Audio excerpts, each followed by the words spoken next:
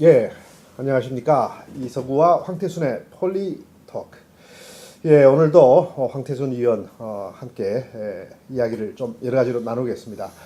뭐 나라가 하루도 이 편안하고 바람이 잔잔할 날이 없습니다. 물론 뭐 대통령 취임식 앞두고 여러 가지 인사 진행이 되고 있기 때문에 그렇기도 하지만 뭐 우리나라가 좋게 말하면 아주 다이내믹하기 때문에 어떤 사안이든지 간에 의견들이 왕성합니다. 왕성하고 또 뭐 적극적으로 합니다. 그러다 보면 또 여러 가지 의견들이 부딪히고 그래서 그런 면도 있다. 이렇게 조금 적극적으로 좀 해석할 여지도 있지 않나 이런 생각을 들면서 자, 오늘은 아무래도 지금 당장 이 총리 인선 문제가 돼서 첫 인선 김용준 후보자는 낙마했습니다. 청문회 들어가기도 전에.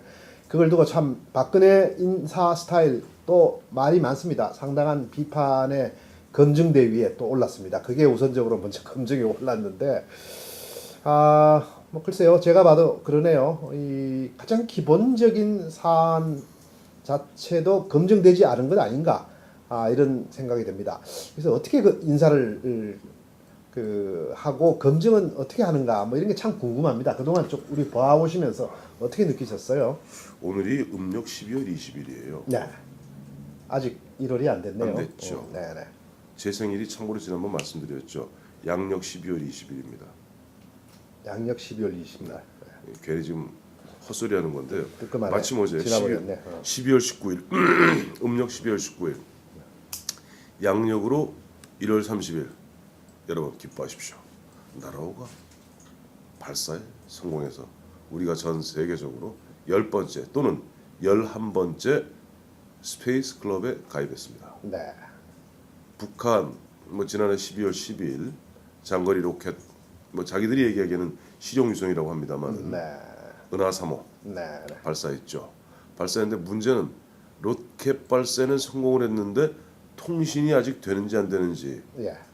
그러니까 좀 돌고 있다면 우주 미하인 것이고. 그렇죠. 그러니까 그것을 돌고 있는지가 아직 확인이 잘 안 되고. 예. 그 어쨌든 발사는 성공했으니까 그리고 북한의 목표가 뭐 평화적인 인공위성 띄우는 것이 아니라 미국 서부를 강타하는 것이 주목적이었으니까 그런 측면에서 발사에 성공했다고 봐주면은 우리는 11번째가 되는 것이고. 스페이스 클럽이 되는 거고 네.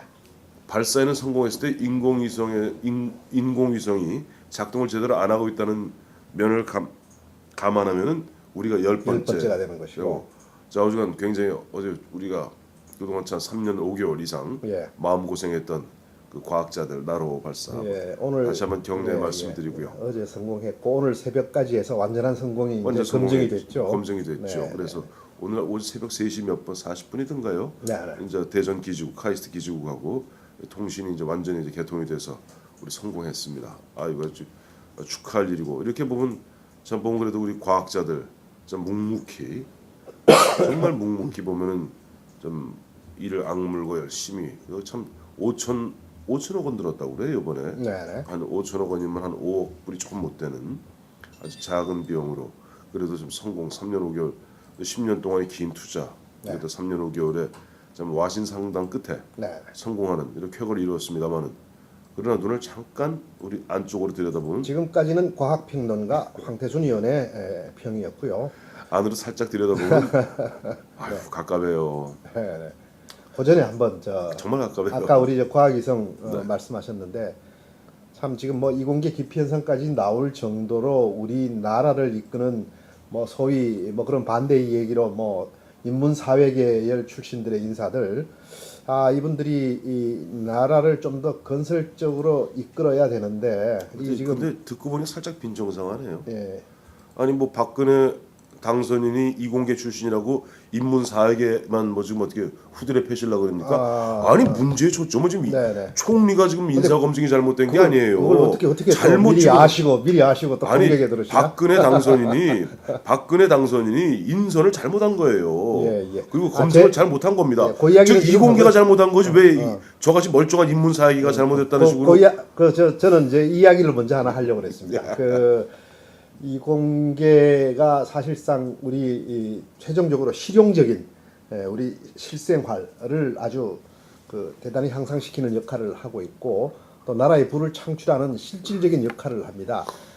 이공계라고 하지만 그 안에 인문학도 있는 겁니다. 예를 들면 사람을 이롭게 하기 위한 이공계니까 그거 역시 인문학도 그 안에 다 들어가 있는 것인데 그분들이 이렇게 노력을 하면서 부가가치를 창출을 해내서 나라가 여기까지 와 있고 또 앞으로도 미래창조과학부에서 이제 활약을 좀 많이 하셔야 되고 이런 상황인데 나라를 운영한다는 인문사회계 출신들은 보니까 그렇다는 그런 대비적인 이야기지. 우리 황태순 위원은 인문사회계 출신으로서 그걸 잘 아는 분으로서 지금 아주 현미경으로 하나하나씩 이렇게 짚어주고 있지 않습니까? 맞습니다. 근데 지금 보면 인문사에게 또 뭐 이공계할 거 없이 다른 사람들 열심히 잘 하고 있어요. 문제는 뭐냐니까 지금 문제에 초점이 되고 있는 이제 총리, 총리 인선부터 한번 얘기해 보죠. 그렇죠. 총리 낙마했습니다만은 참 창피한 일입니다. 우리가 저 건국 1948년에 벌써 이제 65년 되지 않았습니까? 66년째. 아니 헌정 65년에 그 정부의 첫 총리 내정자가 그것도 검증에 시달려서 스스로 낙마한 것은 자진 사퇴한 것은 처음입니다.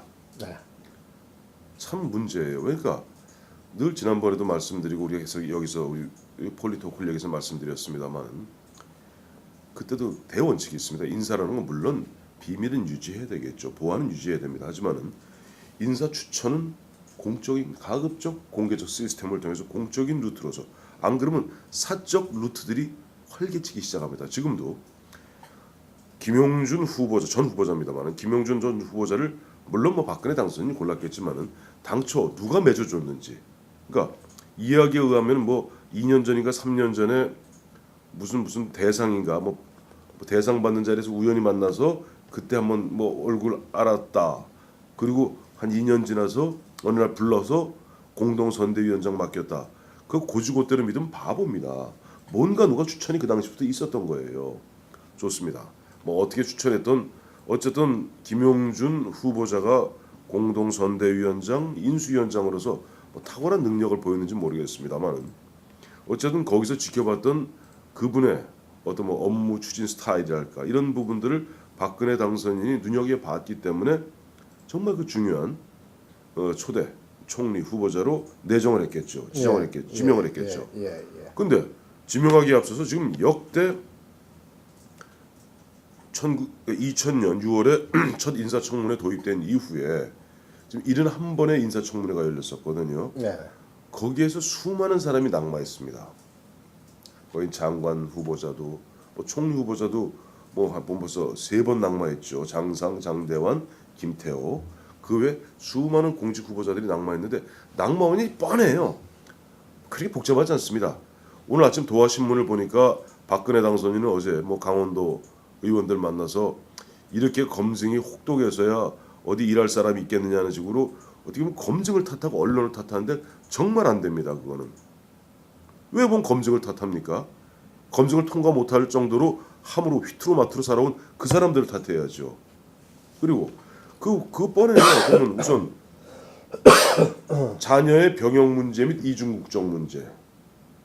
그다음에 흔히 단골면이 위장전입 문제. 위장전입 문제는 그래도 좀 봐주는 경향은 있더라고요. 왜냐하니까 위장전입이 대부분 보면은 이 자녀들 교육 때문에 위장전입했으니까 이 위장전입 문제 갖고 공격은 하되 청문위원들도 이것을 결정적 낙마 사유로 삼지는 않아요. 그것이 결정적으로 낙마된 사례가 뭐 한 번 정도 있었다고 해야 되나요? 뭐 장상 전 총리 경우라고 볼 수 있을까요? 장상도 위장전입보다는 아들의 저 이중 국적 문제하고 그걸 거짓말을 한 겁니다. 근데 하여튼 그 당시에 그러니까 위장전입이 상당히 중요하게 거론된 건 사실이고. 근데 위장전입이라는 거는 그런 정도입니다. 그러니까. 위장전입은 우리 딱 보면은 청문위원들도 보면은 솔직히 말해갖고 제일 앞장서서 공격은 박영선 있죠.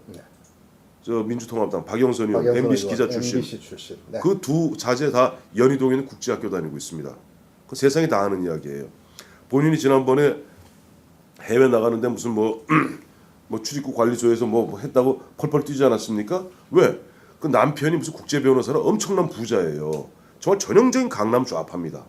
박영선이. 그 자녀들은 둘 다 저 국제학교 다니고. 그러니까 그런 거 감추려고 쉬쉬야 쉬쉬쉬 해서 그때 그 당시 난리 쳤던데 어쨌든 그런 사람들이기 때문에 위장전입 문제에서는 비교적 관대합니다.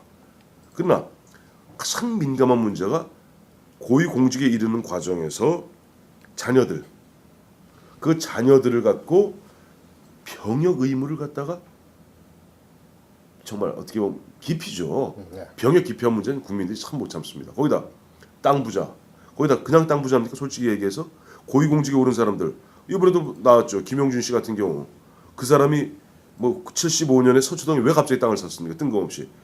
우리 저 국장님도 기억하시겠습니다만은 7호학번이시죠. 예. 7호학번 때 서울 처음 올라오셨을 때 강남이 있었습니까? 없었습니까?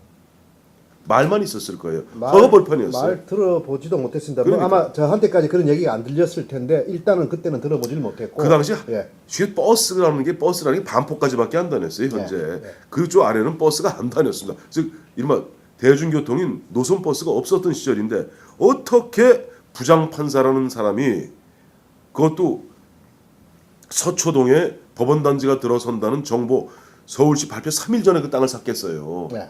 그 뭡니까? 이른바 부장판사나 공무원들이 그 정보를 이용해서 다른 그건 반칙입니다. 그래서 여기에 어디에 법원이 들어서고 여기 대검이 들어서고 지검이 들어서고 지방법원 대법원이 들어선다는 정보를 이미 알고 있었기 때문에 거기 싹 피해서 왜 그 지역은 수용되기 때문에 땅값이 별로 안 나가요. 그 앞이 땅값이 나갑니다. 그게 바로 지금 현재 지금 보면 서초동 가면 법원단지 앞에 있는 정곡 무슨 빌딩 등 그 앞에 그 교대 근처죠. 교대역 근처 금싸라기 땅입니다. 그러니까 그 당시 뭐 400만 원 뭐 이번에 얘기했잖아. 그 당시 75년에 그래 뭐 8살 6살 먹은 아이들한테 200, 400만 원 주고 사는 게 지금 얼마나 그렇습니까? 네, 예.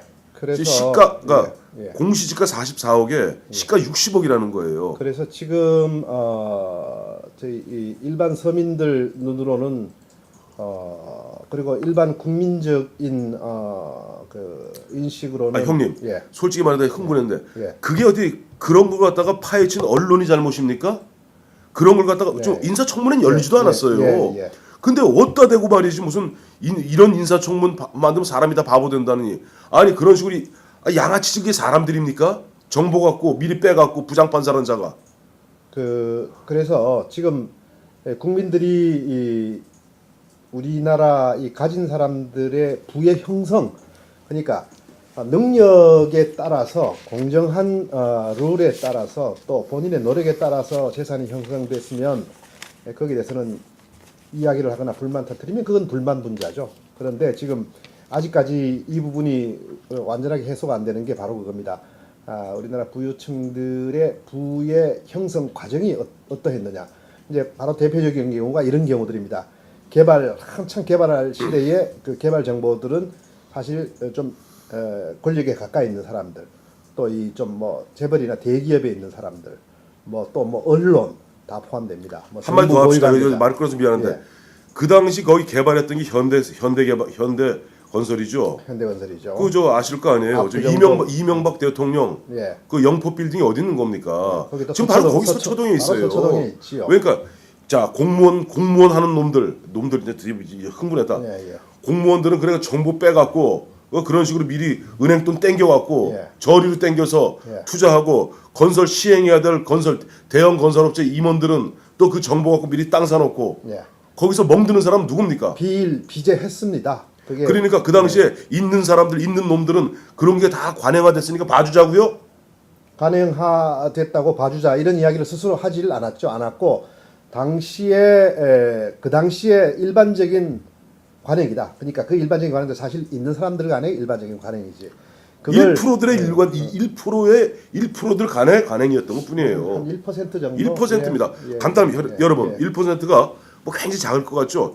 대한민국이요 5천만 인구입니다. 1%면 50만이에요. 50만. 지금 저 부유세 내는 사람 23만도 안 됩니다. 네. 그래서 이제 그것을 이제 그들 가대는 뭐 관행이라고 볼 수가 있었죠. 구조적인 문제였죠. 그러니까 그건 일반적으로 다 했는데 그 당시에 그들 부류에서는 그걸 가지고 계속 문제를 삼으면 앞으로 어떤 일을 할 수 있느냐, 인사청문회를 어떻게 할 수 있겠느냐. 해야죠. 이제 뭐 이런 얘기입니다. 이런 얘기인데 그래도 해야죠. 해야 되고 그래서 뭐 저희들이 생각하는 것 중에 뭐 이제 그런 것도 있는 것이죠. 그렇다면 그 이후에는 사회 기여를 좀 과감하게 해라. 사회 기여를 형성된 게 어떻게 보면은 개발 정보를 사전에 인지해서 형성된 것이었다면 그렇다면 그것을 다시 사회 환원을 여러 형태로 할 수 있습니다. 그걸 적극적으로 하면 그거는 상쇄되고 훌륭하게 오히려 또 인정을 받지 않을까 이런 생각이 드는데 그렇게 한 사람들이 별로 없습니다. 그러니까 뭐 전혀 방법이 없는 건 아닌데 그렇게 환원을 안 하고 있습니다. 이제 그런 부분들이고 이명박 대통령도 사회 재산 환원하는데 참 오래 걸리더구만요. 뭐 이런 저런 여러 가지 온갖 머리를 다 써서 그런 건지는 모르겠는데 과감하게 좀 했으면 좋겠는데 바로 그런 게 이제 두고두고 문제가 되는 겁니다. 그럼요. 그 이명박 대통령도 말란 김에 그렇습니다. 보면은 뭐 자기 처음에 대통령 취임하자마자 뭐 300억 재산 내 갖고 청계 재단 만든다고 그랬죠. 재단 만드는 거. 그거 왜 재단 만듭니까? 그 재단 만들면 안 돼요. 재단 만든다는 건 안철수 재단도 마찬가지입니다만 재단 성격이 묘해요. 재단 성격이 사실상 자기 재산을 갖다가 약간 공적인 분치돼서 넘어가겠다는 거예요. 예. 정말로 사회에 기여할 바 있으면요. 카이스트 아까 이공계 얘기 나왔습니다만 네네. 카이스트에다가 발전 기금으로 내면 그만이에요. 네. 300억 내면 그만인 거지. 그걸 왜 청계재단 만들고 나중에 조금 세월 지나면 자기 아들 거기다 이사 만들려고 그래요. 네. 그리고 그렇게 만약에 재산을 환원했으면 깨끗하게 재산을 환원해야지. 왜 내곡동 땅, 왜 저 퇴임 후 사저 만든다고 왜 국가 국가 세금 갖고 장난쳐요. 그 눈 가리고 아웅이고 조삼모사란 말이 있죠. 하루에 옛날 그랬다는 거 아닙니까? 뭐 저기 옛날 중국 속담입니다만은 원숭이한테 떡을 아침에 3개 주고 저녁에 4개 줄게 그러니까 막 화를 내니까 그러면 아침에 4개 주고 저녁에 3개 줄게 그러니까 원숭이들이 좋아하더라는 거 아니에요? 이게 조삼모사입니다. 근데 바로 그런 식으로 뻔히 위선의 탈을 쓰고 거짓의 탈을 쓰고 보면 그런 식으로 보면 국민들을 눈 가리고 아웅하는 식으로 하면요 국민들을 원숭이로 보는 아주 우스운 작태입니다. 아까 우리 이 국장님 말씀하셨던 과거에 그런 관행이 있었기 때문에 그렇기 때문에 지금 일할 사람 지금 많습니다. 일할 사람 많습니다. 제가 아는 사람 어제도 제가 방송 나와서 얘기했습니다만은 만약 박근혜 당선인이 발상의 전환만 한다면 총리감 정말 많습니다. 왜 꼭 자기 말 잘 듣고 만만한 사람 그리고 자기 주변에 둘러싸인 사람들에 의해서만 받으려고 그러니까 그렇죠. 받는 것. 그다음에 본인이 만났던 어떻게 보면 좀 제한된 사람들. 예, 그럼 그 사람 만난다면 누가 그 사람하고 만남을 주선했겠어요. 뻔한 거 아니에요. 옆에 있는 가신들 우리 지난번에 얘기했던 4대 천왕이니 뭐 7대 소존이 다 그 친구들 아닙니까? 그런데 자 보세요. 우리가 이런 얘기하죠. 우리가 4년 전에 오바마 대통령 흑인 대통령 처음 나왔을 때 오바마 대통령이 무엇을 칭송했습니까? 자기의 정적이었던 같은 당내입니다만은 힐러리 클린턴을 국무장관에 앉혔을 때 제2인자로 앉혔죠. 앉혔죠. 예. 거기에 미국의 국무장관은요, 우리나라 국무총장은 격이 달라요. 사실상 2인자입니다. 국무장관은 부통령은 그거는 스페어 타이어고. 우리 저 외교통상부 장관까지 겸합니다. 예. 뭐 국무총리, 외교통상부 장관, 국가안전보장회의 이사장 다 이런 거예요, 다. 그 국무장관에 앉힙니다. 또 그러면서 그때 우리가 무슨 예를 들었습니까? 과거 링컨의 통합의 정치를 얘기했어요. 링컨이 대통령 된 다음에 자기하고 정적이었던 사람을 재무부 장관, 국무장관에 앉혔다는 거 아니에요? 자, 그 얘기했으면 딴 거 없습니다. 저는 이 사람하고 일면식도 없습니다.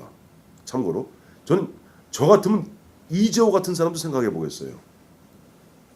어때요? 이재호. 생각을 안 해봤는데요. 자, 이재호 보세요. 자, 박근혜하고 사사건건 싸웠습니다. 뭐 혹자는 이명박하고 친하다? 이명박하고 동업자일 수는 있지만은 이명박 정권 내 뭐 특임 장관 한 거 외에는 큰 거 한 것도 없어요.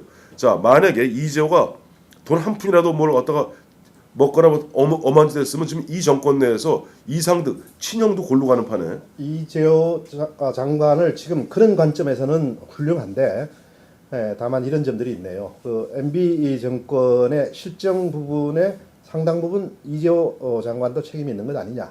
또 4대강 부분에 대한 여러 가지 비판이 있는데 그 부분에 대해서는 최일선에 앞장선 부분이 있지 않느냐. 그래서 그런 상황이 아니라면 이재호 장관 참 훌륭한데 청렴, 지금 결백, 청렴하죠. 그러니까, 정말 청렴합니다. 그러니까 여러 가지 극단적인 요소를 한꺼번에 안고 있어서 이재호 장관에 대해서는 선뜻 참 답변하기가 어렵습니다. 저는 추진할 거예요. 예. 추진하시는데 왜냐하면 4대강 문제 저는- 말씀하셨는데요. 예. 4대강 문제에 관련해서 저는 좀 환경부 고위 관리들하고 좀 친합니다. 네. 하고 그다음에 뭐 지금 저는 환경 단체 사람들 말 절대 안 믿습니다. 네. 그 사람 반만 믿어요. 왜냐하니까 옛날 저 노무현 정권 때 천성산에서 그 저 도룡령 죽는다고 난리쳤던 지율이라는 여자 저 승려. 스님이라고 있죠. 저는 여승려. 저는 스님이라고 안 부릅니다. 여자 승려. 예, 비군이죠. 예. 비군이 그 난리치고 뭐 단식한다고 난리쳤는데 지금 그 천성산 터널 뚫고 벌써 몇 년 전에 확인됐잖아요. 도룡령이 더 많아졌어요. 환경이 더 보존 잘 돼요. 자, 4대강도 마찬가지입니다. 지금 4대강 목표가 수질 개선과 홍수 예방지가 최종 큰 목표입니다. 검증된 바 아무것도 없어요. 그리고 제가 많은 과학자들하고 상의해 봤더니 반드시 지금 4대강 문제에 대해서 저는 처음에 한반도 대운하 때보다 반대했던 사람입니다. 참고로. 그러나 이미 22조가 들어간 부분에서 환경론자들은 환경을 파괴하고 생태계 파괴한다 하지만 3년만 보십시오. 누가 이런 비유를 들더군요. 박정희가 경인고속도로 경부고속도로 뚫었을 때 김대중이 김영삼이가 나라 망치고 뭐 한다고 난리를 쳤습니다. 정부 예산의 30%를 땅에다 깐다고 한마디로 개 난리를 쳤습니다. 이럴 때 개자가 들어가 줘야 돼요. 개살구 하듯이. 개 난리를 쳤는데 불과 10년 내 깨갱했습니다. 자, 4대강 문제 5년 후에 얘기합시다. 예. 그러니까 4대강 부분은 아직 검증이 안 됐습니다. 이게 지금 수질 부분, 안전성 부분, 그러니까 지금 보의 안전성과 수질 크게 두 가지고 그다음에 건설 그 입찰 과정에서 두 가지죠. 하나는 법 위반한 게 너무 많다. 그다음에 입찰 담합 부분 이런 부분들이 있는데 이거는 아무래도 이거는 좀 뭔가 새 정부에서 뭔가 조사가 좀 한번 이루어지고 난 뒤에 그 실상이 뭐 가령 예를 들어서 입찰 담합이 처벌하면 돼요. 부분적으로 있었다 하더라도 일상적인 그 건설업계 관행 수준에서 뭐 크게 건설하는 건 아니다라고 보면 형님 오늘 관행 좋아하시네. 그렇다면 그걸 갖다가 중요한 문제로 꼭 볼 수는 없다. 그러니까 그건 보통 기준으로 봐야 된다. 이제 그 뜻이고요. 네. 그래서 이건 조사는 한번 해봐야 되고. 수사해야 돼요. 뭐 수사해서 그러니까 뭐 입찰 담합하고 뭐 돈 국가 저 혈세 빼먹었다 그러면 구속시켜야죠. 그래서 그런 부분들이 좀 뭔가 정리되고 난 뒤에 그러나 이라면 아까 말씀하신 이재호 장관은 훌륭한 후보가 될 수 있다. 저는 이재호 장관 추천하고 싶고 우선 도덕적으로나 그분이 어떻게 보면 박정희 대통령 당시 때 그 당시 난민전 사건으로 반유신 투쟁하다가 감옥 갔던 분이에요. 심지어 빨갱이라고 몰렸던 사람입니다. 아마 지금 이른바 민주통합당에서 과거 민주화 운동을 갖다가 이재호 의원만큼 한 사람 아마 돌아가신 김근태 의원 정도밖에 없을 거예요. 사실은 나머지 명함도 못 맵니다. 이재호 앞에서. 그다음에 현재 보면 이른바 실세 정치인이 무슨 뭐 이인잔이 얘기했지만은 저 은평구 저 진관동인가요? 진관동에 지금도 보면은 오른 저 탁자 하나 없이 저 뭐 개다리 소반이라고 그러죠. 개다리 소반에 밥 먹습니다. 그렇게 자기 관리 잘하고 온 사람 많습니다. 이재호뿐 아니라. 그러니까 예전에 관행적으로 그렇게 보면은 뭐 공무원들 하면서 정보 빼고 은행돈 땡겨갖고 투자하고 그다음에 아들들 군대 안 보내고 뭐 그런 거 다 옛날에 다 그냥 옛날 그 뭐 인사청문회 전에는 그게 다 관행이었으니까 좀 웬만하면 좀 봐주자. 이런 식으로 하다가 뭐 예를 들어서 인재가 씨가 마르겠다. 그게 무슨 인재입니까? 그런 인재 필요 없습니다. 그런 인재들이 만약 우리 머리에 선다면 국민들이 누가 따르겠습니까? 예전에 저는요 개인적으로 참 노무현 대통령을 좋아합니다. 개인적으로 노무현을 좋아합니다. 그러나 대통령 노무현을 싫어합니다. 근데 노무현에 이런 말이 있었어요. 정말 우리 현대사를 갖다 물론 극단적인 표현입니다만은 특권과 반칙이 판을 치고 기회주의가 특세한 오욕의 역사라고 얘기했어요. 바로 이런 부분이 바로 그 얘기입니다. 특권과 반칙이 특세한 그리고 기회주의가 판을 치는. 그래서는 국민들이 절대 따르지 않습니다. 가장 무서운 건요. 나라를 갖다가 운영하는 데 가장 무서운 거는 국민들이 등을 돌리는 겁니다. 박근혜 당선인도 얘기했잖아요. 무신분립이라고. 그게 뭐 내가 약속한 건 여러분이 다 지켜야 됩니다. 그게 무신분립의 신이 아니에요. 바로 그와 같이 나의 리더가 솔선수범할 때 밑에 따르는 국민들도 쫓는 겁니다. 그래야만 이른바 총화단결이 되는 거예요. 그렇지 않고 위에 놈들은 호의호식해갖고 말이지 이른바 무전유죄인가요? 무전유죄죠. 거기는 유죄. 그러니까 요즘 그 노블리스 오블리제들은 유권 무죄입니다. 권력이 있기 때문에 죄가 없다는 거예요. 네, 예. 그러니까 안 돼요, 안 돼요. 예, 절대 안 돼요. 예, 예. 아니 어제 보니까 김영준이 그 얘기하더군요. 나는 죄가 없지만은 존경받는 국무총리가 될 수 없을 것 같아서 사퇴하겠다는 그런 의향을 갖다가 지인들한테 밝혔다는 거예요. 죄가 없다니. 그게 왜 죄가 아닙니까? 그럼 뭐 법적으로 죄형 법정주의 꼭 누굴 칼로 찔러야지. 그게 죄입니까? 그거 아니에요. 그런 사고 방식으로 대한민국의 리더가 되겠다 그러면 안 됩니다. 그래서 우리 이 법관들 특히 판사들은 보면서 그런 생각은 듭니다. 뭐 우리 사회에서 가장 우수한 분들 중에 한 부분들을 이렇게 차지하고 있는 분들인데 과연 그분들이 이 판결을 할 때는 이 세상에서 온갖 막 이런저런 이야기들이 얽히고 설키고 온갖 물정들이 그 안에 얽혀 있는데 과연 그걸 다 판단해내고 그걸 판결을 할 것인가 이런 점들. 그래서 과거에 이렇게 이런 지적도 나왔죠. 이 판사는 좀 변호사도 하고 좀 세상을 좀 더 경험한 그런 분들을 좀 판사로 임용하는 게 어떠냐 뭐 이런 얘기도 나왔는데 그런 부분들 아주 적극 동의를 합니다. 이 김용준 총리 후보자가 과연 법적으로는 문제가 없다고 하지만 그렇게 형성된 재산을 법적으로만 굳이 보면 문제가 없을진 모르지만 그냥 법보다 더 중요한 게 국민의 감정법이고 사실상의 그 어떤 재산 형성 과정을 보면 아까 말한 대로 일반 국민들 대다수는 알 수 없는 정보들을 아주 소수의 사람들은 알면서 투자를 한 것인데 그 결과적으로 국민 눈으로는 투기일 수밖에 없는 것이고 뭐 이런 점들을 과연 어느 정도 이해하고 있을까? 국민들의 인식을 어느 정도 알고 있고 국민들의 삶을 또 얼마나 알고 있는가? 뭐 이런 점들을 좀 생각해 보게 되네요. 김용준 그 부총리 총리 후보자 그런 말을 들으면서 말이죠. 한숨을 쉬고 계십니다. 왜냐하니까 네. 갑자기 가슴이 확 막히는 게 네. 75년이면 지금부터 40년 전인가요? 40년이 조금 안 40년 조금 안 됐네요. 안 됐죠. 38년 전이라고 네. 할 수 있네요. 네. 38년 전에 그 8살 먹고 6살 먹은 애 두 아들에게 400만 원의 땅 204평을 사줬습니다. 네. 지금이 공시지가만 44억이에요. 1000배가 뛴 겁니다. 참 보면 참 어떻게 보면 그런 분들이 가서 국무총리 해야겠네요. 그렇게 정확하신 분이 그러니까 그건 그 당시 그 정보가 아니면은 그리고 그나마도 그 땅 사놓고 16년 동안 묵혀놨다는 거 아니에요? 91년까지 묵혀놓고 있다가 노태우 대통령 때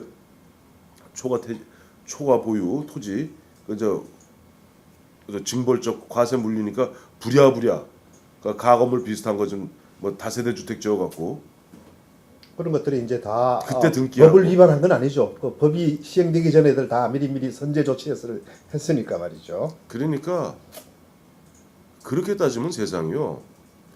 우리 미국의 예를 한번 듭니다만은 흔히 얘기했을 때 우리 그 하는 누굽니까 그저 미국의 그저 미식 축구 저 스타 그 말이 안 나오네. 그러니까 법을 잘하는 사람들이 심슨 말입니까? 심슨. 네. 뻔하게 죽여놓고도 법에 허점을 갖다가 자기 전처를 죽여놓고도 법에 허점을 갖다 통해서 이른바 저는 사실 여태까지 변호사를 선임한다는 표현을 썼거든요. 근데 오늘부터는 바꾸기로 했어요. 산다. 변호사 따위는 산다. 돈 주고. 거기다 따위도 하나 붙이고. 변호사 따위는 산다. 돈 주고 사갖고 $10,000,000에 사갖고 변호사 따위를. 예. 그래서 사람 죽여놓고 빠져나온 겁니다. 법의 그 맹점들을 이용해서. 당연하죠. 법관들이 법의 맹점 제일 잘하니까. 허점. 법이 완벽할 수는 없거든요. 그러면서 그 법을 갖다가 우롱하는 거예요. 국민을 우롱하는 겁니다. 저는 정말 이래서야 어디에 보면 우리나라 국민들이 누굴 믿고 국가를 믿고 사회를 믿고 지도층을 믿겠습니까? 이상돈 법대 교수 그 새누리당 비대위원을 하고 또 그다음에 선대위에서 이 정치 쇄신 특별위원 한 분 얘기가 그분이 이제 서울대 법대를 나왔는데 며칠 전에 그런 이야기를 했더구만요. 자기도 서울 법대를 나왔지만 그 출신들이 보면 가족과 돈만을 너무 중시하는 것 같다 이런 이야기를 하는데 우리 사회에 이른바 좀 가진 자들이 좀 인식들이 그런 것 아닌가 이런 생각이 좀 들어서 이 사회가 이 전체적으로 이렇게 공존할 수 있어야지 또 거기서 또 능력이 있어서 노력한 분들도 존경을 받을 텐데 공존이 안 되는 상태에서 뭐 일부의 사람들만 뭔가를 이렇게 제한된 정보를 가지고 해서 잘 살면 그게 사회가 같이 존재가 될 수 있고 결국 그분들도 또 그분들 후손들이 과연 그대로 존재할 수 있을까 이런 생각도 좀 해봅니다. 예. 그 국가원수 모독죄가 있어요 요즘? 법에 있나요? 저도 법 조항이 그게 있는지까지는 모르겠는데 예전에 보면 국가원수 모독죄라는 게 있었는데요. 네. 당선인 모독죄 있나요? 당선인 모독죄는 없죠. 욕해버리까 그냥. 예, 그냥 일반 그냥 개인 간에 있어서의 명예훼손 이런 것만 있겠죠. 아, 그래? 예. 그러면 안 할래. 아니 그러니까 욕설만 빼면 되는 거 아니까? 근데 욕설이라도 그걸 하고 싶은데. 명예훼손되는 욕설. 그걸 하고 싶은데 지금. 그걸 하고 싶은 건데 지금. 그걸 하고 그러니까 싶은데 하지 못하니까. 인식을 지금 이야기하는 것이죠. 당선인의 그렇죠. 인식에 대해서 이야기하는 거죠. 인식이죠. 당선인 내가 뭐 개인한테 내가 뭐 일면식도 없는 사람한테 내가 무슨 감정이 있겠어요. 사실은 보면은 박근혜 당선인 그 후보 시절에 저는 박근혜 당선인이 잘 되어주기를 바란다는 마음을 여러 번 피력한 바 있습니다. 그래서 꼭 이겨주기를 또 기대도 했었고. 아무래도 뭐 그러나 지금 현재에서는 그래도 박근혜 당선인이 이 나라를 아무래도 좀 더 잘 이끌 것 같다 이렇게 생각하기도 했었죠. 근데 하여튼 저는 그 초기에 먼저 이 화두를 던진 게 과연 검증을 어떻게 했는가, 검증을 제대로 했는가, 거기에 대한 인식이라도 있었는가. 그다음 또 하나는 거기에 대해서 중시를 하지 않았다면 또는 그렇다면 과연 어떤 인식을 가지고 있는가, 지금 말한 대로 박근혜 당선인은 어떤 인식을 가지고 있는가, 이 나라를 위해 일할 사람들은 어떤 사람이어야 한다는 인식이 어떤 것인가, 국민들이 보는 지금 이런 부분들에 대해서는 과연 어떻게 생각하고 있는 것인가, 국민들이 왜 그런 생각을 하고 있는지를 과연 어느 정도 인식을 하고 있는가, 이런 것들이 하여튼 저는 궁금해요. 저는 박근혜 당선인의 예전에도 칼럼을 걸쳐서 한번 썼습니다만은 가장 우려스러운 게 부정적 인간관이에요. 박근혜 당선인은 예전에 보면은 뭐 어린 시절에 아주 어린 시절이죠. 20대 초중반에 이제 보면 퍼스트레이디에 대행하면서 또 자기 아버지였던 당시 박정희 대통령이 가장 밑건이 했던 중앙정보부장 김형욱이가 그 당시 미국 가고 프레이저 상원의원에서 박정희 대통령이 온갖 치부를 다 만천하에 드러내지 않았습니까? 이제 그거 갖다 막으려고 그 당시 했던 게 이제 누구야, 박동선 코리아 게이트죠. 코리아 게이트 벌어지고 또 그것이 또 동티가 나갔고 참 비참했습니다 그 당시에. 그런 가운데 또 보면 현직 중앙정보부장인 김재규가 쏘고 그러다 보니까 또 박근혜 당선인이 당시 신당동자 청와대 떠나서 사저로 나왔을 때 유신 시절에 박정희 대통령을 갖다가 추종하던 사람들이 상당수가 나는 그냥 어쩔 수 없이 강압에 못 이겨서 유신에 찬동한 것뿐이야. 그러다 보니까 박근혜 당선인이 굉장히 부정적 인간관을 갖고 있어요. 그런 가운데 이 양반이 98년에 이제 국회의원 들어오면서 늘 보면 좀 독불장군식으로 뭘 운영했습니다. 당초 2002년입니다만은 당시 이회창 총재한테 당권 대권 분리하자고 대들다가 안 한다고 바로 탈당했었죠. 탈당해서 뭐 그 당시도 무슨 국민미래당인가 미래 무슨 당이었죠? 당이 뭐 만들었어요. 국민조하고 미래 무지하게 좋아합니다. 만들었는데 그해 6월 지방선거에서 완패했죠. 한 석도 못 얻었어요.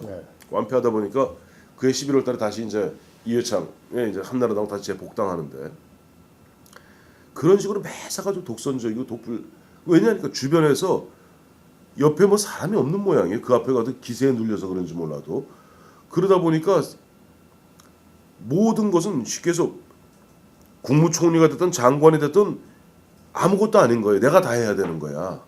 직접 만기칠남형입니다. 모든 걸 본인이 직접 하지 않으면 마음에 안 놓이는 거고 믿지를 못하니까 저쪽 권한도 위임 못하는 거예요. 그게 그렇게 타고난 건지 아니면 아까 말한 대로 그 선친 박정희 대통령 모셨던 사람들이 나중에 다 나는 그때 할 수 없이 했어 등 돌리니까 제 2인자를 두지 않는다. 2인자를 두지 않고 항상 권력을 이렇게 골고루 이렇게 배분해 가지고 나눠주지 누가 좀 더 2인자로 해 가지고 또 다시 제2의 권력 행사하는 거 이걸 봐주지 않는 이제 그런 그런 형태인데 그게 그 순수한 뜻 그대로 그게 필요하다고 해서 그런 것인지 아니면 지금 말씀하신 대로 좀 인간관에 대해서 좀 부정적으로 형성됐기 때문에 그런 것인지 그거는 물론 조금 더 두고는 봐야 되겠습니다. 그러다 보니까 이번에도 보면은 뭐 사실은 보면 이명박 대통령 정부 청와대 내에 공직기강도 있고 인사기획관실도 있고 검증 시스템이 있어요. 네. 또 원세훈 국정원장의 국정원에도 그 보면 다 검증 시스템이 있습니다. 지금도 예를 들어서 저 검찰의 검사장급 이상들 그 인선할 때는요. 다른 데서 하는 게 아니라 국정원에서 이른바 정보 보고 파일이라고 그러죠. 인사 파일, 전환 자료 그 청와대 다 올라갑니다.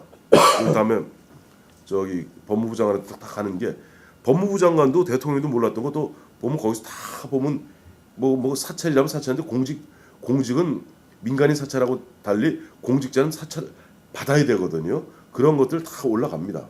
그 지금도 박근혜 당선인이 후보자 할 때 청와대 인사 시스템을 활용하던 검찰 국세청 국정원 인사 시스템 활용하면은 이런 다 걸을 수 있어요. 그리고 네. 그런 자료를 갖고 문제는 해석의 문제입니다. 즉 정무적 판단.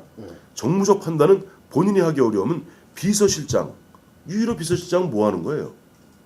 그다음에 이정현 정무팀장 뭐 하는 거예요? 바로 그런 부분에서 아유 이게 뭐 두 아들이 군대 안 갔다 왔으면 일단 걸립니다. 그러면 자 안 갔다 왔으니 이 사유가 뭔지 보십시다. 사유가 한 사람은 체중이고 하나는 통풍이야? 잘 아시겠습니다. 통풍이라는 거는요. 젊은이들이 거의 걸리지 않는 젊은이한테 희귀병입니다. 그리고 보면 이제 통풍이라는 건 나이 먹고 술 많이 먹고 고기 많이 먹고 했을 때 요산이 이제 빠지지 관절 사이에 빠지지 않아서 관절 사이에 막 끼이는 겁니다. 그래서 이제 아픈 대단한 건데 통증이 오는 겁니다. 그 되게 나이 먹어서 중년 이상이 걸리는 거고 술과 고기를 많이 먹다가 쌓여서 한 것인데 네. 그거는 젊은 나이에 안 생기고 그 통풍이라는 게 좀 이상합니다. 예. 통풍이라는 게 그게 보면은 잘 입증이 안 돼요. 예를 들어 손가락이 옛날 이광재 저 강원지사 마냥 손가락이 없다든가 물론 본인이 이제 군대 안 가려고 작두로 잘랐습니다만은 그것도 아니고 통풍 아프다 그 이른바 흔한 가짜라고 그러죠. 가라 진단서 딱 좋은 병명이 바로 통풍이에요. 자 그리고 체중 미달로 안 가면요 요즘도 마찬가지입니다. 예전에 저희 때도요 체중 미달이나 체중 과다로 가면요 거기서 바로 면제 안 시켜줘요. 무종을 때렸어요. 그래서 6개월에 다시 검사 받습니다. 또 오라고 그래요. 또 와요. 한 2년 정도 추적을 합니다. 그래서도 진짜 보면 선천적으로 몸이 허약하구나. 41kg 돼서 걷지도 못하고 엎혀서 징병검사소에 왔구나. 그제는 빼줘요. 그런 건데 한 방에 뺐다는 거는 통상적으로 과거 이회창 씨네 그 집안같이 또 마침 모르게 이회창 씨네하고 그 당시 김용중 씨네 같이 대법관하면서 부인들끼리 막 친했다는 소문이 파다합니다. 뭐 뻔한 거 아니에요. 그렇다면은 정무팀장이나 비서실장 이런 걸 정무적으로 판단을 해줘야 돼요. 자 재산 지금 얼뜻 언론에서 드러난 것만 해도 80억, 90억 돈 빼곡대요. 대한민국에서 100억 재산 가진 사람 정말 없습니다. 정말 없어요. 그건 1%도 안 되죠. 1%도 안 되죠. 그건 1%도 안 되고. 예. 그래서 그런 검증들은 어떻게 보면 굉장히 기본적인 것입니다. 이게 기본적인 것인데 이걸 과연 검증을 한 것인가? 그게 하나 의문이고요. 검증을 안 했다면 더더군다나 문제고요. 그다음에 검증을 했음에도 불구하고 이런 게 있다는 거 했음에도 불구하고 그냥 총리 후보로 그냥 밀고 가겠다고 했다면 이제 그때는 인식의 문제가 나오는 것이죠. 그렇죠. 과연 어떤 인식으로 한 것인가? 그렇다면 과연 이 국민들의 이 마음을 어느 정도 알고 있는 것인가? 이 재산 형성 아까 제가 말씀드린 대로 재산 형성 과정에 대해서 국민들은 그동안에 심히 불공평했다라고 보고 있는 것인데 그런 어떤 과정들 그리고 국민들이 거기서 느끼는 감정이 어떠한 것인가를 얼마나 당선인이 알고 있는 것인가. 왜냐하면 그동안 숱한 청문회에서 그 부분들이 다 걸렸거든요. 변호사 수임료도 그렇죠. 변호사 율촌 그 법무법인에서 받았던 그 월급도 마찬가지입니다. 지금 초기 4년인가 5년은 아직 금액이 안 나왔죠. 초기 6년 안 나왔는데. 안 나왔죠. 그 금액은 아마 제가 볼 때 어마어마할 것 같습니다. 어마어마하죠. 그 금액만 나와버리면 딴 것도 딴 것이지만 손들어요. 국민들 입장에서는 아니 어떻게 아무리 이 고위법관 나와서 하는 변호사인데 그냥 1년에 그렇게 받느냐라고 아마 놀랄 겁니다. 그 금액이 나오지도 않았거든요. 예를 들면 그런 것들을 보면서 국민들이 어떤 생각을 할 것인가. 그거는 짐작해 볼 수 있는 게 있어요. 예. 박시환 옛날 대법관 또 그 예, 전에 예. 아이고 대법원장이던 누구든가요. 그분 같은 경우가 잠깐 나와서 뭐 4년인가 네. 대형 로펌에 있었는데 4년 동안 받는 동안 한 70억. 그거는 청문회 건 나왔어요. 네, 그거 어쩔 수 청문회 나왔죠. 한 70억 정도 돼요. 그러니까 한 1년에 한 15억에서 20억 받습니다. 근데 지금 김용준 씨 같은 경우는 2000년부터 2006년까지 6년 동안 율촌에서 밝히지 못하겠다 버텼었어요. 네. 근데 뭐 이번에 뭐 사퇴했으니까 이제 위안부야 됐죠. 그건 안 나타나는 그 것인데 아마 6년이 그 그 6년 금액이 중에서 아마 초기 3년은 전관예우라고 해서 돈 빼고 될 거고요. 뒤에도 전관예우에 준하기 한 때문에 몇십억 되겠죠. 몇십억 되기 때문에 도합 6년치를 합치면 100억이 넘습니다. 그 금액이 나왔다 하면 국민들 기절합니다. 앞에 것도 앞에 거지만 그 금액이 나왔다 하면 그럴 겁니다. 그래서 과연 그것을 생각을 했는가? 그 하나 의문이고 또 하나는 생각을 했다면 그럼에도 불구하고 후보로 지명한 건 어떤 생각에선가? 이제 이게 저도 궁금합니다. 저는요 앞으로 저도 이번 궁금합니다. 기회에 박근혜 당선인이 좀 스스로 성찰할 부분이 있다고 봐요. 왜냐하니까 박근혜 당선인 1952년생입니다. 네. 1961년 즉 9살 나이부터 우리나라의 절대 권력자의 딸이었어요. 네. 그 이후에 63년 청와대 들어가서 79년 청와대 나올 때까지 17년 동안은 청와대에서만 있었습니다. 그것도 뒤에 6년은 퍼스트 레이디오. 그 이후에 나와서 18년 동안 야인 생활하면서도 늘 보면은 주변에 이른바 그 박정희 대통령 당시에 박정희 대통령이 은혜를 입었던 그것도 충복들이 있어요. 그런 사람들 둘러싸여 있어요. 과연 박근혜 당선인이 진정 자기 혼자 힘으로 어디 가서 저 시골 장터라든가 어디 재래시장 가서 순대국밥 한번 먹어본 적이 있겠어요? 우리가 뭐 선거 한참 할 때 그런 이야기 한 적도 있죠. 좀 박근혜 후보 이게 좀 둥둥 걷고 좀 뭐 좀 해라. 본인들하고 좀 뭘 좀 해라 뭐 이런 이야기도 했었죠. 그런 거지. 늘 보면은 정말 보면 우리나라의 최고 중에 최고의 삶 살면서 과연 일반 서민들의 심정을 요만큼이라도 헤아려 볼 수 있었겠는가? 사람이 경험이 없는 상태에서는요 헤아려 보기 쉽지 않습니다. 네. 마치 저에게 지금 이건희나 정몽구 씨 같은 그런 귀족들의 삶이 어떤 건지 알려면 저는 이해할 수가 없을 거예요. 왜? 보지를 못했기 때문에. 마찬가지입니다. 해보지도 않았고 물론. 그러나 네. 평생을 갖다가 어떻게 보면 공주로서 살아왔던 사람은 서민들의 삶을 이해하기 그러니까, 쉽지 않습니다. 지금은 지금부터 노력하세요. 서민 민생 말씀을 하시는데 이야기를 하시는데 그것이 뭐 어떤 옛날에 어떤 군주로서 애틋한 마음으로 하는 거하고 실제로 그 사람들의 삶을 알고 그리고 또 현장에서도 경험도 한번 해보고 해서 나오는 이야기하고는 좀 다를 수가 있거든요. 그런 부분들도 한번 염두에 둬야 되지 않을까 뭐 그런 생각도 드는군요. 자 그러면 총리 후보 아까 이재호 장관 이야기했는데 그 이재호 장관은 저는 절반은 동의, 절반은 부동의.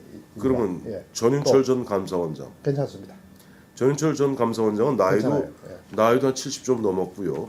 원래 경제 관료 출신이에요. 별명은 핏대인데 괜찮아요. 혈죽이죠. 잘 알아요. 예, 그 혈죽. 핏대. 저 한자 말로 하면 혈죽이고요.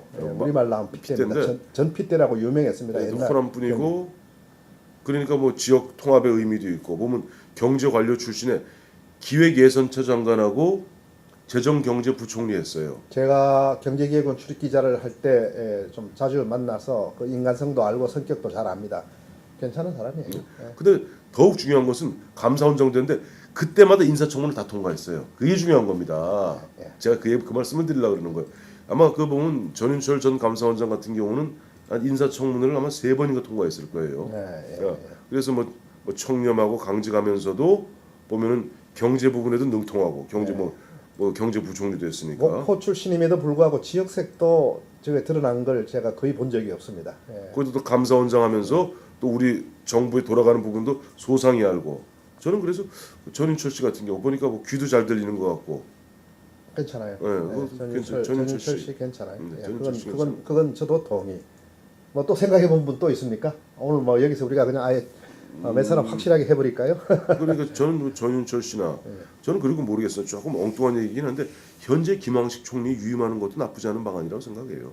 예, 뭐 김황식하고는 아무래도 MB 정권하고 차별한 김황식 총리는 저는 그건 절반 찬성 절반 반대인데 무난하게는 잘 해왔지만 무난하다는 것이 잘한다는 것하고는 또 조금 다르고 그리고 어쨌든 또 전 정권의 총리였는데 세수를 세 부대에 담는 의미에서 과연 바람직한가 뭐 이제 그런 생각은 드네요. 예. 근데 이번에 보면은 세 부대에다 세수를 담아야 되는데 네. 세 부대에다 오물을 담았잖아요. 그러니까 문제죠. 네네. 그 차라리 그것보다는 검증된 세술이 검증된 헌술이 나을 수도 있다는 거죠. 검증된 헌술이 나을 수도 있다. 묵은술이 나을 수도 있다. 헌술보다는 묵은술. 묵은술. 예, 예. 뭐 술을 부어야지 왜 오물을 부어요? 그리고 뭐 시간 한 10분 남았는데 이번에 그저 이명박 대통령 특사 얘기가 어떻게 보면 상당히 국민들의 공분을 사는 사안이었는데 이 총리 후보 인선 때문에 잠깐 비판받다가 그냥 들어가 버렸습니다. 저는 제가 볼 때는 이 자기 측근들을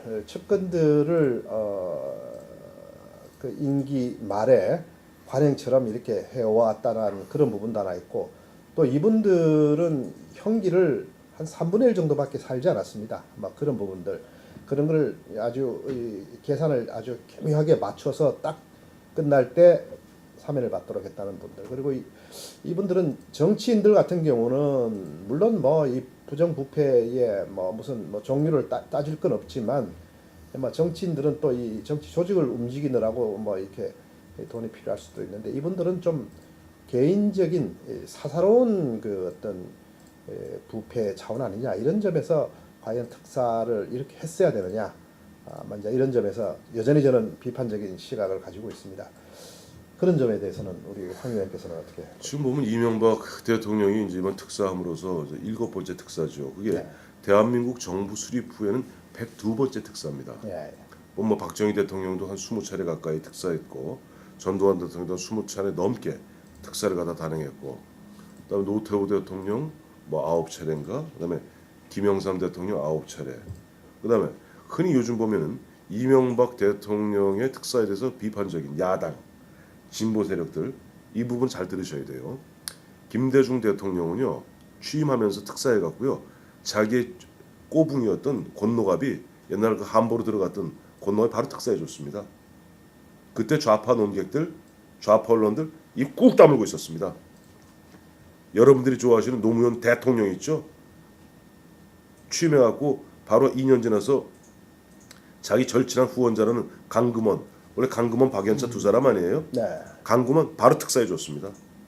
그리고 그 다음에 또 안희정, 좌회정 우광재 바로 특사해줬습니다. 왜 그땐 조용했습니까? 그거는 뭐 그분들은 뭐 요즘 얘기대로 뭐 특사권 남용 아닙니까? 그렇게 따지면 저는요 왜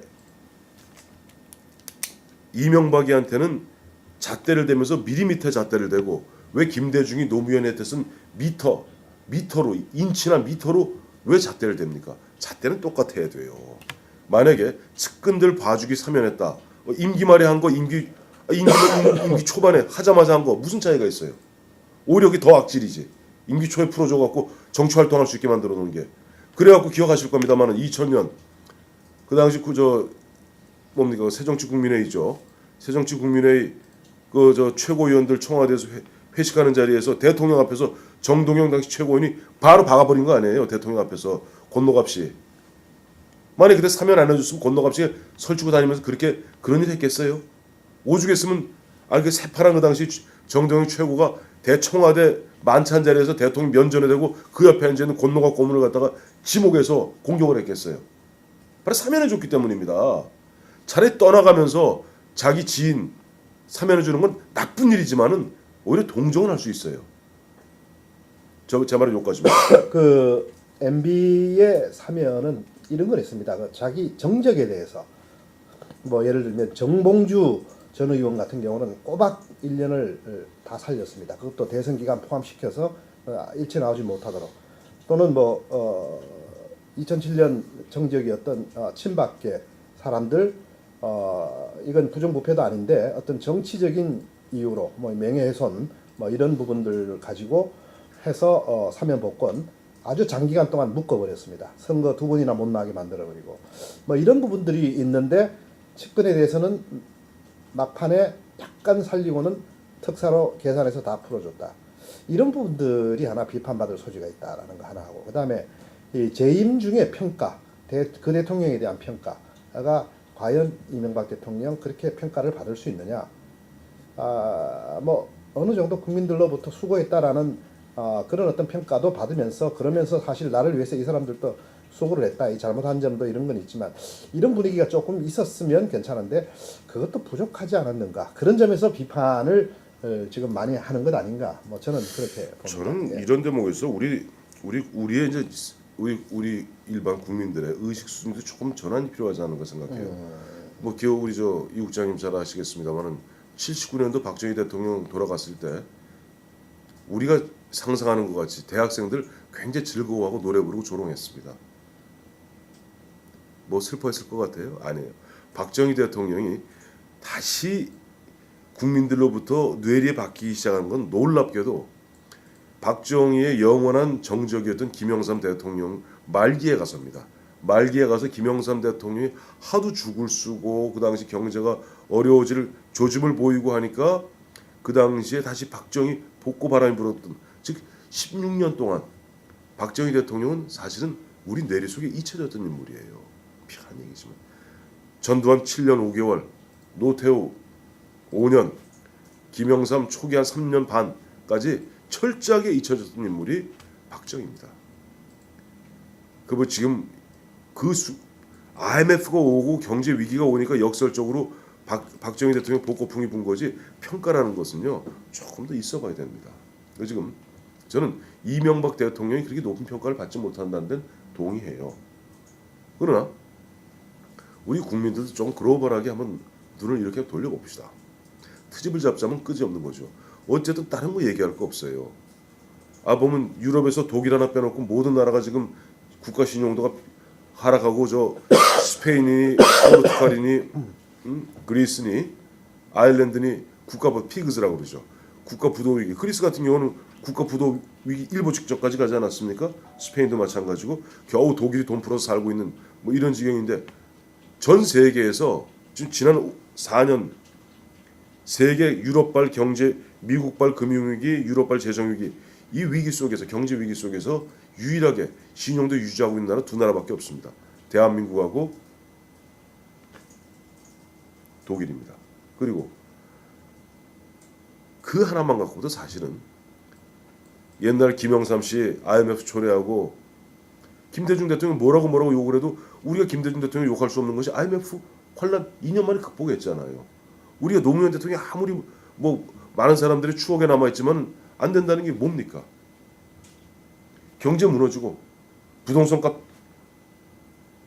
참 급락해갖고 그야말로 꽝꽝 묶였던 거 아니에요? 그런 면에서 보면 저는 이명박 대통령을 그렇게 너무 가혹하게 평가하는 것은 그 또한 문제가 있다고 봅니다. 네. 우리가 객관적 지표로서, 그럼 우리의 국제 신용도, 국가의 어떤 이런 부분들, 뭐 보면은 뭐 사소한 것 같지만은 우리가 뭐 G20 정상회담이라든지 여러 가지 그런 회담들을 갖다가 할 수 있었던 부분들, 또 어쨌든 뭐 반기문 사무총장 연임할 수 있었던 부분들, 그것이 우리나라가 어쨌든 미우나 거우나, 저도 개인적으로 별로 안 좋아합니다만은 이명박 선장 때 있었던 대한민국 호에서 벌어진 일이라면은 그 부분의 평가에 있어서도 좀 우리가 너무 가혹한 잣대를 대는 것은 우리 스스로 보면 품격을 낮추는 일이다 하는 생각도 하게 됩니다. 네, 뭐 우리 경제 신인도가 상대적으로 높다. 뭐 이 부분은 수치로 어느 정도 나와 있죠. 예, 뭐 그 부분 인정할 수가 있는 것입니다. 다만 과연 그게 조금 우리보다 조금 낮다는 국가하고 평균적으로 볼 때 그게 어느 정도 차이 나는 것이냐, 이것도 한번 보긴 봐야 될 텐데, 어쨌든 조금 상대적으로 낮다는 그 부분 하나 있는데, 그 부분에 대해서는 또 이런 문제가 있습니다. 경제 전체의 모습은 상당히 방어를 하긴 했는데 그 안에 내용에서 양극화가 너무 벌어졌습니다. 그것을 최소한 그전의 상황을 유지하면서 그렇게 가져갔다면 또 뭐 이야기가 조금은 달라질 수는 있는데, 더 벌어져 버렸습니다. 이 부분을 어떻게 보면 방치를 했든지 아니면 뭐 그 부분을 미처 몰랐든지 뭐 이런 부분들에서는 큰 실책이죠. 그게 그래서 지금 새 시대에서는 그래서 그게 민생으로 지금 나타난 것입니다. 아무리 나라 전체가 상대적으로 방어를 했다 하더라도 그 안에 예를 들어서 대다수 국민들이 삶이 어려워졌다면 그건 또 문제가 있는 거거든요. 그래서 이제 그런 부분들에 대해서는 너무 좀 잘못됐다라는 그런 부분들이 하나 있는 것이고. 저는 또 그 부분에 또 한번 살짝 빈정 예. 빈정 한번 걸고 갈게요. 네. 저는 주말 되면 좀 화가 나요. 주말 되면 우리 저 텔레비 같은 거 보면은 영동 고속도로에서 스키 타고 와서 길이 막히는데 네. 토요일 되면 차가 움직이질 않아요. 고속도로가. 자, 우리나라가 못 사는 나라입니까? 잘 사는 나라입니까? 그리고 예. 정말 저는요. 만약에 그렇게 평등한 사회에 이루자면 가장 그런 식에서 나라 잘 운영하는 사람은 김정일입니다. 고루 못 사니까. 고루 못 사는 건 쉬워요. 고루 못 사는 것처럼 쉬운 게 어디 있어요? 골고루 못 살면 되는. 그러나 잘 산다는 것도 그래요. 보면은 역대 어느 정권이나 보면 뭐 지금도 보면 저 사회 양극화가 심각하다는 부분 저는 늘 인정하고 이 문제를 극복해야 된다고 얘기하는 것이지 사회 양극화 현상이라는 것이 바로 현상인데. 하나 오해를 하지 마시고 이 사회 양극화 문제 지적하는 게 곧 우리 전부 평등하게 만들자 그 뜻이 아니란 이야기죠. 이 어느 정도 능력에 따라서 또 일한 만큼에 따라서의 차이가 있는 것은 너무나 당연한 것이고 그 사회가 건강하고 계속 발전 있는 사회입니다. 그건 대전제죠. 그런데 그것이 어떤 정책적인 어떤 실수에 의해서 뭐 고환율에 의해서 수입 물가 너무 오르고 물가 올라서 서민이 어려워지고 특정 수출 대기업만 사회 성장에 불을 다 가져간다. 이런 어떤 정책의 잘못 부분은 시정을 해야 된다. 이제 그 차원에서 저는 드리는 말씀이니까 그러니까, 오해는 하지 마시고. 저는 저 그러면요. 예. 제발 우리 젊은이를 비롯해서 요즘 중산층들 차부터 파세요. 아니 보면은 차 그 비싼 차 갖다 놓고 그 비싼 기름 떼가면서 다니면 전 지하철 타고 다닙니다만은 그건 안 하면서 보면은 살림 어렵다고 하면 그걸 누가 감당합니까? 그런 식의 어떤 아우성은 예전에 이런 말이 있죠. 요순도 말이죠. 요순 임금도 나라님도 가난은 구제 못하는데 그 가난이 절대적 가난이 아니라 마음의 가난이에요. 아니 내가 차 몰고 우리 아들 우리 조카들 다 그랬을 때다 보니까 나이 뭐 한 30대 초중반 돼갖고 외제차 몰고 다 다니고 자기 아버지는 저 택시 운전하는데 그리고 자기 회사 좀 다닌다고 차 몰고 다니면서 내가 왜 웬만하면 대중교통 타고 다녀라. 불편해서 안 된대. 누가 불편한 줄 모르나? 그러면서 어렵다 그러면 말이 돼요? 제가 농담이 아니에요. 한번 길가 다녀보세요. 지금 차가 움직이나. 강남 한번 가보세요. 서울시내 어디 가보세요. 제대로 움직일 수 있는 시속 15km가 안 나오는 게 지금 대한민국 현실입니다. 서울의 현실입니다. 차가 많아서 그런 건데요. 차가 지금 몇 대예요? 지금 뭐 2천만 대 가까운 차가 있는데. 그걸 이제 또 뭐 굳이 또 이렇게 자기들은 절제 안 하면서 그러면 그 어떤 그 끝없는 욕심 그 허황된 그 욕망을 어떻게 다 채워줍니까? 젊은이들의 이제 어떤 욕망, 그러니까 자기 노래에 의하지 않은 욕망 이 부분도 분명히 있고 또 한 부분은 이 사회적으로 그 젊은이들이 좀 일할 수 있는 그런 공간들 이런 걸 여건들을 많이 만들어줘야 되는데 그 정책적으로 또 좀 미흡한 부분도 있고 뭐 여러 가지가 지금 혼재되어 있는 것 같습니다. 그래서 각자 자기의 부족한 부분들은 좀 반성을 하면서 그러면서 또 전반적인 개선 노력은 다 함께 해나가고 좀 그래야 될 것 같습니다. 왜냐하면 뭐 어떤 사안이든지 간에 뭐 못하려고 한 사람이 있겠습니까? 다 잘하려고 하다가 한 것이고 그것이 뭐 좀 능력이 부족해서 또 약간 생각을 좀 잘못한 측면이 있어서 뭐 그런 경우가 좀 있을 수 있는 것이지 뭐 누가 잘 못되려고 하겠습니까? 이제 그런 점들에 있어서 우리가 이해할 건 이해하고 그래서 또 격려할 건 격려하면서 또 지적할 건 지적하고 또 지적하면 겸허하게 받아들여서 생각해보고 다시 조정해서 나가고 좀 이런 사회가 되었으면 좋겠다 이런 생각을 한번 해봅니다. 예, 이제 시간이 조금 지났는데 오늘 좀 찬반 토론도 조금 부분적으로 들어갔습니다. 뭐 이런 것들이 앞으로 있어도 좋을 것 같습니다. 왜냐하면 그런 시각이 우리가 존재하고 있고 이것이 어느 한 사람이 다 옳다, 다 틀리다 이 사안이 다 옳다, 틀리다보다는 어떤 사안 안에는 불가피한 요소들이 찬반적인 요소들이 섞여 있기 때문에 그런 것들을 또 한번 우리가 더 세세하게 뜯어본다 이런 차원으로도 한번 우리가 생각을 하면 좀 더 전체 나라 전체 그리고 우리의 너와 나 우리의 문제를 조금 더 잘 이해할 수 있지 않을까 이런 생각을 해 봅니다. 오늘 이서구와 황태순의 폴리토크 여기서 마무리하겠습니다. 마무리 말씀 혹시 한 말씀 있으십니까? 다음 달에 뵙겠습니다. 다음 달에 뵙겠습니다. 오늘은 1월 31일입니다. 드디어 1월이 지나고 이제 2월이 또 다가오고 있습니다. 2월에 새해가 한 번 더 남았습니다. 설입니다. 그 전후에 우리가 또 한 번 새로운 마음들을 한번 가져봤으면 하는 말씀을 드리면서 여기서 인사하겠습니다. 감사합니다.